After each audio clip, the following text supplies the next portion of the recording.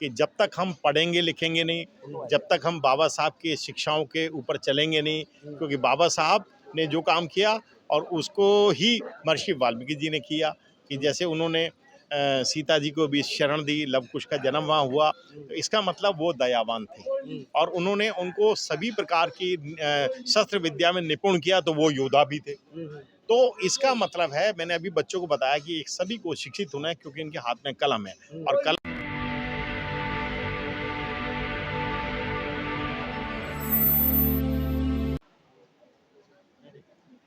जय भीम। मैं मेवालाल और आप देख रहे हैं बहुजन समय। साथियों, आज भगवान महर्षि वाल्मीकि जयंती समारोह बीके सिंह पटेल जी प्रोग्राम करा रहे हैं मधु विहार में।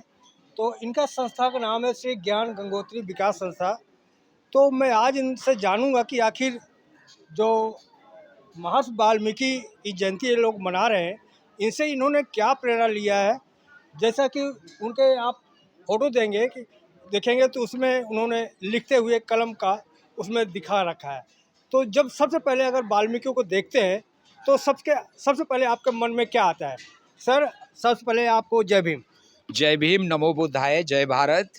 सर, मैं आपसे जानना चाहता हूँ कि आपके मन में ऐसा कब आया कि महर्षि वाल्मीकि की जयंती हमको मनाना चाहिए? देखिए, मैं एक सामाजिक कार्य करता हूं और सन 2000 से समाज में खुल के आया और गंभीर समस्या थी हमारे क्षेत्र में। हर समस्या की लड़ाई। जिस कॉलोनी में आप आए हैं, मैं इस कॉलोनी का RWA का भी जनरल सेक्रेटरी था।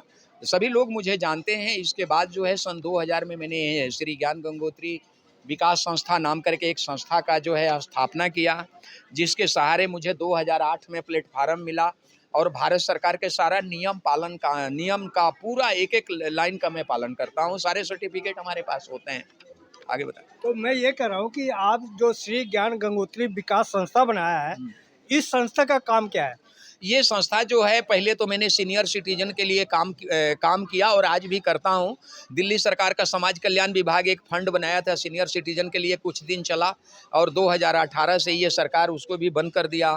फिर आपने द्वारका में देखा होगा, 2 जगह मैंने बेघरों का घर दिया, रैन बसेरा का स्थापना किया, सेक्टर 12 और सेक्टर 10 में। वो आज भी बिजली का मीटर मेरे नाम से ही लगा है, बेशक कोई और चला रहा है। इसके बाद जो है मैं महापुरुषों की 2012 से महापुरुषों की जयंती मनाना शुरू किया, जिसमें आपको शायद पता नहीं होगा, भारत सरकार ने 12 महापुरुषों को पार्लियामेंट में उनका फोटो लगाया है और उनको मान्यता दिया है, जो दबे कुचले अति पिछड़े समाज से हैं।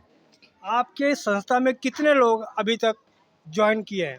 हमारे संस्था में मैं यहाँ से लेके बिहार तक लगभग 5000 आदमी को जोड़ा हूँ और 50 आदमी पेड वर्कर हैं, जो 5000 से लेके 25,000 रुपये तक सैलरी देता हूँ उनको महीने का। तो आपका लक्ष्य क्या है? हमारा लक्ष्य एक ही है कि वंचित समाज को मैं जागरूक करूं और उनको आगे ले आऊं। जो समाज आज भी गांव में, अब मैंने एक नारा दिया है, आओ चले गांव के ओर, और उसमें मुझे बहुत ज़्यादा सपोर्ट मिल रहा है। अभी हमारी पत्नी नहीं रही, उनके हाथ से हमने एक 10 बेड का हॉस्पिटल का जो है शिलान्यास किया है और वो 1 करोड़ के लागत से हॉस्पिटल बन रहा है। लगभग अभी इसी मार्च के पहले, क्योंकि वो सरकार का फंड है, तो बनकर तैयार हो जाएगा। और मेरा मिशन है कि चलो आओ चले गाँव की ओर। देखिए, हम दिल्ली से, गांव से दिल्ली तो आ गए, लेकिन आज भी 75% आबादी जो है, मीडिया के माध्यम से मैं कहना चाहता हूं कि गांव में बसती है और उनको जरूरत है हर चीज का। तो मेरे जैसे लोग सोच रहे हैं और मैं बिहार सरकार से बात कर रहा हूं और हर जगह सफलता मिल रही है, आगे काम कर रहा हूं। मैं आपसे जानना चाहूँगा कि ये जो महर्षि वाल्मीकि जी का आप फोटो देखेंगे आप, तो उसमें कलम है, तो उस कलम से क्या इंगित करना चाह रहे हैं आप? वाल्मीकि जी एक महान संत हैं। आधुनिक भारत में त्रेता युग का संत हैं, वो आज का नहीं है, त्रेता युग के हैं। उनके कई भाषाओं में लोग वर्णन करते हैं, लेकिन हमको लगता है कि ये देश के राजनीतिक जो है ना, उनको जाति और वर्ण में बांट दिया। न तो वाल्मीकि कोई दबे कुचले समाज या जो अति पिछड़ा समाज के वो नहीं है। वाल्मीकि के, क्योंकि देखिए आज परिणाम बोलता है कि वाल्मीकि जी जो है ब्रह्मा जी के मानस पुत्र, उनके पिता के नाम परिचेता था था और माँ के नाम अदिति थी। इसलिए वाल्मीकि जी क्या हुआ कि उनके माता पिता उसी समय किसी जंगल में घूम रहे थे, तो वाल्मीकि जी का कोई भील समाज के लोगों ने जो है अपहरण कर लिया, चुरा लिया। इसके बाद जो है वो वहाँ पर उनके संस्कार में जीने लगे। इसके बाद जब उनको आत्म चेतना हुई, नारद भगवान मिले, तो नारद भगवान ने कहा कि ये किसके लिए आप कर रहे हो? तो बोला कि ये जो हमारे माता पिता है और मैं अपने लिए। बोले कि नहीं, ये आप गलत है और ये करना आप छोड़ दीजिए। आप एक ऐसा काम करिए जिससे कि आपकी अस गाया जाए, जैसे अपजस विधियान। तो वाल्मीकि जी ने जो है संस्कृत में इतना विद्वान और पंडित थे भाई, ब्रह्म कुल में पैदा हुए।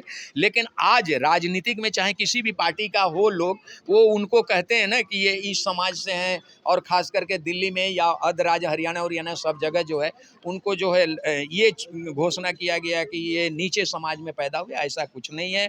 हाँ, अगर नीच समाज में भी पैदा हुए तो मैं मानता हूं कि उन्होंने पढ़ लिख के महान बन गया भाई, और क्यों नहीं लोग बनते हैं। आज मान लीजिए मैं एनजीओ चलाता हूं, तो हमारे जैसा क्यों नहीं लोग सोच पैदा करते। आज मुझे खुशी होता है कि मैं किसी के डिप्लोमा सर्टिफिकेट देता हूं, मैं अपनी बेटी को पीएचडी कराया हूं, तो हमारा संस्कार तो आगे निकल गया ना। अब हम उस संस्कार में तो नहीं है। अब मान लीजिए एक पढ़ा लिखा बोलेगा, एक अनपढ़ बोलेगा, तो दोनों में तो अंतर होगी ना। तो ये चीज है, मेरा सोच है। आपने कहा कि वाल्मीकि जी को नेताओं ने जातियों में बांट दिया, लेकिन आप जब इनका नाम लेते हो तो समाज के अंदर स्वतः अपने आप उनके अंदर के वाल्मीकि माने अनुसूचित जात, अछूत जात, ये उनके मन में आता है। तो और अगर आप नहीं मानते को अछूत समाज से हैं, तो सबके घर में आपको सब महापुरुष का पिक्चर मिलेगा, फोटो मिलेगा, लेकिन इनका क्यों नहीं घर में लगा? हमारे घर में म्यूजियम बना है। आपका एक पर्सनल, आप व्यक्तिगत की बात नहीं कर रहा हूँ, समाज की बात कर रहा हूँ। समाज के अंदर जागरूकता की कमी। अच्छा ये बताइए, समाज नहीं जानता है कि वाल्मीकि जी जिस समय भगवान राम का वनवास हुआ तो उस समय माँ सीता जो है वाल्मीकि जी के ही आश्रम में रही थी, और जो है वहीं पर लव कुश का जन्म हुआ था। गोस्वामी तुलसीदास ने ही उन बच्चों का जो है पालन पोषण किया था। ऐसे कैसे लोग मानते हैं? नहीं, आप व्यवहार में हमें बताइए ना कि आप वाल्मीकि के मंदिर में तो वाल्मीकि का लगेगा फोटो, लेकिन आम मंदिर में वाल्मीकि चित्र आप देखा कहीं आपने? नहीं, ऐसा नहीं है। देखिए हमने क्या बोला कि जाकी रही भावना जैसी, प्रभु मूरख देखी रूप तैसी। अब तो उसको हम भावना को तो नेताओं के ऊपर क्या होगा? नेताओं ने वाल्मीकि को बांटा है। नेताओं ने तो हमारे देश का वोट बैंक बना लिया है। वो तो जाति समीकरण में कह दिया है। अब मान लीजिए हम दिल्ली में रहते हैं, मधु विहार में रहते हैं, यहाँ भी जाति चल गई है। अरे ये कौन है? यादव है, ये कौन है? द्विवेदी जी हैं, ये कौन है? तिवारी हैं। ऐसे आज बताइए, जो हमारे महिलाएं हैं उनको जो अधिकार मिल रहा, शिक्षित बन रही है, पढ़ लिख रही है, तो वो संविधान का देन है कि जो उन्होंने रामायण लिखा उसकी देन है? नहीं, संविधान का देन है। देखिए रामायण अपने जगह पर है और संविधान अपने जगह पर है। रामायण आदिकाल जो है कभी अपने जगह पर है। संविधान मुझे अधिकार दिया, संविधान ने तो अधिकार दिया कि आज ये मना रहे हैं ना, तो मैं कहाँ से मनाता। ये संविधान ना होती तो इनको कौन जानता? लेकिन हमारी बहनें जो औरतें हैं, वो उनको संविधान के बारे में कितनी जानकारी आप लोगों ने दिया? किन के घर में संविधान है? देखिए अब फिर वही बात। अब देखिए जो लोग जानते हैं वो तो उसका फायदा उठा ही रहे हैं, और जो नहीं जानते हैं उनको तो हम बताएंगे। तो आपकी जिम्मेदारी है ना, आपकी जिम्मेदारी। तो मैं बता तो रहा हूँ अपने संस्था के माध्यम से। अब देखिए यहाँ सभी जाति के लोग आए हैं, द्विवेदी साहब भी आए हैं, पटेल साहब भी आए हैं, यादव साहब भी आए हैं, तिवारी जी भी आए हैं, सवाल है सर, खान साहब भी आए हैं, सभी तो आए हैं। नहीं, सवाल मेरा ये है कि जो हमारे महिलाएं संविधान के बारे में नहीं जानते, तो क्या उनको कहते अपने घर में संविधान रखिए और संविधान में जो राइट लिखा है आपका उसको पढ़िए, जानिए। देखिए संविधान सबको पढ़ना चाहिए। संविधान हमारा देश का बहुत बड़ा धरोहर है। संविधान का एक अलग रूपरेखा है, संविधान का एक अलग नियम है, संविधान का एक अलग कानून है। बाकी अगर पूछना है तो द्विवेदी जी से भी पूछिए, हमारे इंजीनियर साहब बैठे हैं। पूछेंगे सर, पहले आपसे सवाल है क्योंकि आप एक संस्था चला रहे हैं, तो आपके संस्था में बहुत सारे जुड़े हैं, तो आपके द्वारा समाज को एक मैसेज जाएगा। हमारा उद्देश्य है शिक्षित बनो, संगठित रहो, फिर जाके संघर्ष करो। हम हर जाति और धर्म को सम्मान आदर करते हैं और सबको लेके चलना चाहते हैं। सब चाहते हैं सब शिक्षित बने, सब आगे बढ़े। आपके संस्था में महिलाएं कितनी हैं? हमारे सभी महिलाएं, जितनी बेटियां बैठी है वो सब मेरी बेटी है भाई। आप बताइए ना, संस्था में कितने लोग हैं, चेक करूंगा ना। नहीं, दिल्ली से लेकर बिहार में नहीं, आपके जो श्री ज्ञान विकास संस्था है, आप पुरुष बताइए इतने मेंबर हैं, तो महिलाओं की संख्या कितनी है? महिलाएं यहाँ ज्यादा हैं। बेटियां हमारी जितने भी आप संख्या में बताइए ना, कितने संख्या में? अरे यहाँ कम से कम हमने आज लगभग 2012 से अभी तक लगभग हमने 15,000 लोगों को डिग्री दे दिया हूँ भाई, डिप्लोमा दिया हूँ। और हर बेटियां अपने अपने कोई अपना वोकेशनल मोबाइल नंबर है उसमें? हाँ सभी है, मोबाइल नंबर भी है उनका, पूरा आधार कार्ड है मेरे पास। अच्छी बात है कि महिलाओं को शिक्षित करने के लिए, उनको गाइड करने के लिए इन्होंने संस्था बनाया है। संस्था के द्वारा ये जन जन तक संविधान को पढ़ाने की बात करें और हमारे साथ हैं, तो इनसे जानूं। तो आप बैठे हैं सर, इनसे जानूंगे आप कहाँ से हैं, क्या परिचय सर, आपका परिचय क्या है सर? मैं इंजीनियर खेमचंद कोहली और मेरे मित्र बीके सिंह जी जो श्री ज्ञान गंगोत्री विकास समिति के अध्यक्ष हैं। आज महर्षि वाल्मीकि जी का जन्म जयंती समारोह यहाँ मनाया जा रहा है, उसमें मैं हाजिर हुआ हूँ बतौर मुख्य अतिथि, तो इसलिए आज हम यहाँ सब लोग एकत्रित हुए हैं। सर आज महर्षि वाल्मीकि जी की जयंती है, उस जयंती के अवसर पे आप वाल्मीकि के बारे में क्या बताएंगे सर? मैंने जैसा कि आपने अभी बोला कि महर्षि जी के हाथ में कलम है और कलम जो है शिक्षा का प्रतीक होती है। व्यक्ति, मैंने अपने स्पीच में भी इस बात को बड़ा हाईलाइट किया था कि जब तक हम पढ़ेंगे लिखेंगे नहीं, जब तक हम बाबा साहब की शिक्षाओं के ऊपर चलेंगे नहीं, क्योंकि बाबा साहब ने जो काम किया और उसको ही महर्षि वाल्मीकि जी ने किया कि जैसे उन्होंने सीता जी को भी शरण दी, लव कुश का जन्म वहाँ हुआ, तो इसका मतलब वो दयावान थे और उन्होंने उनको सभी प्रकार की शस्त्र विद्या में निपुण किया, तो वो योद्धा भी थे। तो इसका मतलब है, मैंने अभी बच्चों को बताया कि एक सभी को शिक्षित होना है, क्योंकि इनके हाथ में कलम है और कलम एक शिक्षित व्यक्ति के हाथ में होती है और इसीलिए हमें इनके जीवन से, क्योंकि वो इस विश्व के ब्रह्मांड के कहा जाता है कि प्रथम कवि हैं, आदि कवि और जुगादि कवि। आदि और जुगादि मतलब जिनका कुछ पता नहीं कितने समय से पहले ही वो है जिन्होंने 84,000 दोहे लिखे महर्षि वाल्मीकि जी ने, और उसके बाद हुए संत कबीर साहब, लोग कबीर दास बोलते हैं, दास नहीं बोलना चाहिए, कबीर साहब। कबीर साहब ने दोहों के माध्यम से अपने जो है शिक्षा लोगों को दी और हर समस्या का समाधान दिया। तो हम जो महर्षि जी के लिए, हालांकि आपने जो एक प्रश्न किया था कि भाई मंदिरों में इनकी तस्वीर क्यों नहीं होती, देखिए ऐसा है क्योंकि इनके साथ वाल्मीकि जुड़ा हुआ है और वाल्मीकि जो हमारे जो वाल्मीकि समाज के लोग हैं, तो इनको बता दिया गया कि वाल्मीकि समाज के थे, जबकि जो भी संत महात्मा वीर वीरांगना और योद्धा होते हैं वो सांझे होते हैं। जैसे बाबा साहब है वो सांझे हैं, बाबा साहब किसी की धरोहर नहीं, बाबा साहब सभी के हैं। ऐसे ही मैं इस बात का घोर खंडन करता हूँ कि भाई वाल्मीकि समाज के लोग ही इनको पूजते हैं या मानते हैं, क्योंकि ये एक कवि थे और ये एक लेखक थे, एक दार्शनिक थे और इन्होंने कभी कोई भेदभाव नहीं किया। देखिए हमें महर्षि वाल्मीकि जी के जीवन से मालूम पड़ता है कि कभी जीवन में भेदभाव नहीं किया, उन्होंने सभी को शरण दी और उन्होंने सभी को ये लिए संदेश दिया कि पढ़ लिख करके बोलना सीखो और लिखना सीखो और आगे बढ़ो। सर एक जात सच्चाई है, आप जात को नहीं कह सकते कि जात है ही नहीं है, छुआछूत भेदभाव आज भी है, तो आप इसको कैसे कह सकते हैं कि महर्षि वाल्मीकि नहीं किया लेकिन समाज नहीं करा? समाज में कैसे आपको बदलाव करेंगे?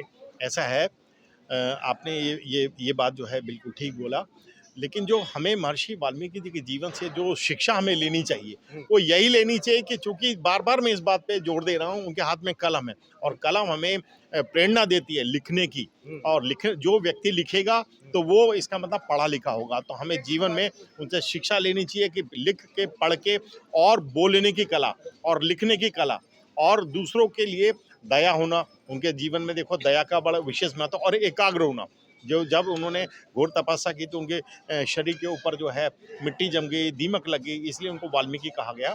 तो इससे हमें सर मैं एक सवाल मैं आपसे जानना चाह रहा हूँ कि जैसे जब रामचंद्र जी का नाम आता है तो कहते वो क्षत्रिय थे और कृष्ण कहते वो कोई यादव वंश थे, वाल्मीकि शूद्र वंश थे। जब इन में बंटवारा होता है तो समाज ऑटोमेटिक जिसको मानेगा उसको बटेगा, तो इसको कैसे आप एक देख रहे हैं? देखिए ऐसा है जी, हम तो स्वयं तो जाति पाति मानते नहीं, लेकिन दुर्भाग्य यह है कि ये जो देश है ये जाति व्यवस्था और वर्ण व्यवस्था पे चलने वाला देश है और ये जाति व्यवस्था वर्ण व्यवस्था वैसे तो नहीं होनी चाहिए। देखिए विश्व के किसी भी देश के अंदर जाति व्यवस्था वर्ण व्यवस्था नहीं है, क्योंकि भारत के अंदर इसका जो प्रादुर्भाव है वो मेरे हिसाब से ये खत्म होना चाहिए। सभी लोग बराबर हैं, संविधान सबको बराबर करता है, इंडियन पीनल कोड सबको बराबर करता है, कानून सबको बराबर कहता है। तो ये जो लोग ऊंच नीच वाली भावना रखते हैं ये गलत है, ये गलत है। समय के साथ सभी को परिवर्तन ये महसूस करना चाहिए, परिवर्तित होना चाहिए और ये मानना चाहिए कि सभी बराबर हैं। सभी बराबर हैं, कोई भी छोटा नहीं है, कोई भी बड़ा नहीं है, और भारत के संविधान के हिसाब से सभी बराबर हैं। और मैं भी इसका घोर समर्थक हूँ, बाबा साहब का अनुयायी हूँ कि सभी बराबर हैं और संविधान सबको बराबर होने की इजाज़त, अनुमति इधर देता है। आइए बाबा जी, इधर आइए। तो मैं एक लास्ट सवाल से बाबा जी से पूछूंगा। सर, मैं लास्ट सवाल आपसे जानना चाहता हूँ कि आखिर जो आप बता रहे हो को होना चाहिए, तो आपका भी तो कुछ फर्ज है कि जब तक समाज को शिक्षित नहीं करोगे, संविधान के बारे में बताओगे नहीं, वो जो उनके अंदर गलत धारणा बटी है उसको मिटाएंगे नहीं, तो कैसे उसको छोड़ेंगे? ऐसा है, माननीय पत्रकार महोदय, आप थोड़ा लेट आए, आपने हमारी स्पीच सुनी नहीं। सारी स्पीच ही हमारी इस पे बेस्ड थी, क्योंकि हम बाबा साहब के अनुयायी हैं, तो लोगों को लिखने पढ़ने की सलाह देते हैं, संगठित होकर के संघर्ष करने की, जो संगठित होकर संघर्ष करते हैं वही कामयाब होते हैं। जी, बहुत-बहुत धन्यवाद। तो और भी बैठे हैं हमारे साथी, तो इनसे जानूंगा परिचय। सर, आपका परिचय क्या है sir? Yugal Kishore Dwivedi, vice chairman International Human Right Union. जी, ये श्री ज्ञान गंगोत्री विकास संस्था के बारे में क्या जानते हैं? बहुत बढ़िया संस्था है और ये जगह जगह छोटे छोटे बच्चों को प्रोत्साहित करते हैं, उनको पढ़ाते हैं, उनको डिप्लोमा देते हैं, उनके आगे जीवन के राह में जो गरीब घरों के बच्चे होते हैं, जो बाहर नहीं सिलाई कढ़ाई नहीं कर पाते, कंप्यूटर नहीं सीख पाते, उनको ये लोग शिक्षा देते हैं। अच्छा, आज महर्षि वाल्मीकि जयंती है, तो महर्षि वाल्मीकि जयंती के अवसर पे उनकी शिक्षाएं के बारे में क्या आप बताएंगे? तो उनकी शिक्षा अगर कोई ढंग से पढ़े तो वो लोकतंत्र के और समाजवाद के रक्षक थे।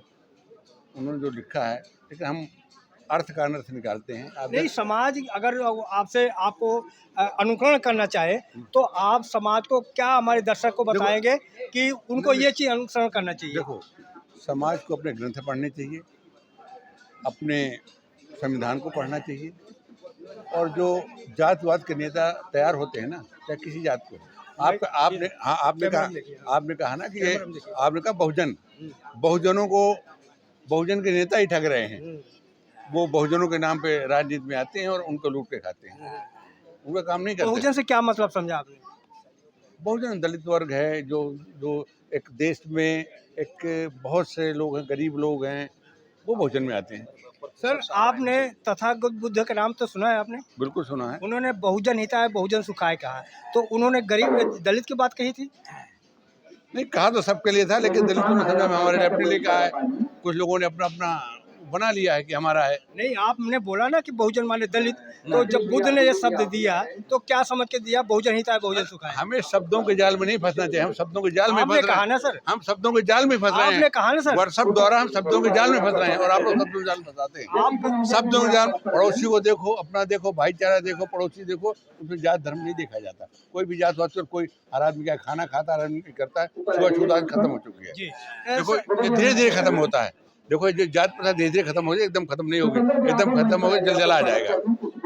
इसलिए ना धीरे धीरे खत्म हो जाए, खत्म हो रही है। छुआछूत खत्म हो चुका है, अमूल खत्म हो ही चुका है, अब नहीं रह गया। अच्छा सर, आप एक से कड़वी सवाल है सर, बुरा मत मानिएगा। हाँ, लोग कहते हैं कि हम जात नहीं मानते, लेकिन जब शादी करना होता है तो अपनी जात देखते हैं कि हमारी जाति यहाँ शादी होगी। आप कहते हो कि हम जात प्रथा नहीं मानते, उसमें क्या बुराई है? क्या बुराई? एक मिनट, देखो, छुआछूत नहीं, देखो सबको अपने अपने सिस्टम। नहीं, जब आप जात ढूंढते हो शादी करने के लिए। नहीं, जात अगर तोड़ने के बाद अगर कोई दूसरे विजाति में शादी हो जाएगी तो क्या इससे जात प्रथा टूट जाएगी? हम आपसे जानना चाहते हैं। नहीं होगी। नहीं, आप कह रहे हो ना जात नहीं होनी चाहिए, तो जब हम शादी करनी होती है। नहीं, शादी में तो आप अपनी जाति देखो, बाकी मानते हो कि जात होनी चाहिए। क्यों नहीं, उसमें क्या बुराई जाति में? क्या बुराई? और चलो ठीक है, अंकल जी, आपसे मैं एक सवाल ले लीजिए।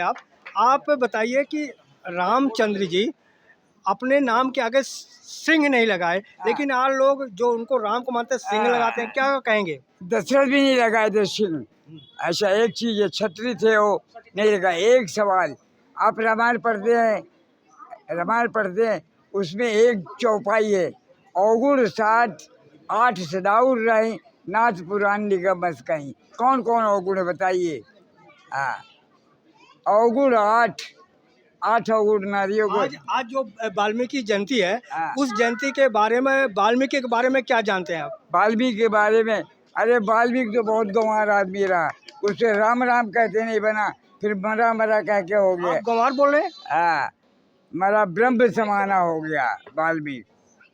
वो तो बहुत क्रूर आदमी था। ये जो संस्था बना रहा है बीके पटेल, तो इस तरह से आप देख सकते हैं कि लोग वाल्मीकि जयंती के अवसर पे क्या क्या वाल्मीकि के बारे में सोचते हैं। तो आप मैं दिखाने की कोशिश कराती है। रामायण पढ़ते हैं, ये एक और बताते हैं। ये मधु विहार है, द्वारका में पड़ता है। तो यहाँ पर आज उनका जयंती लोग ये जो गंगोत्री विकास संस्था है इसके द्वारा मनाया जा रहा था। तो आप इसको कैसे देखते हैं?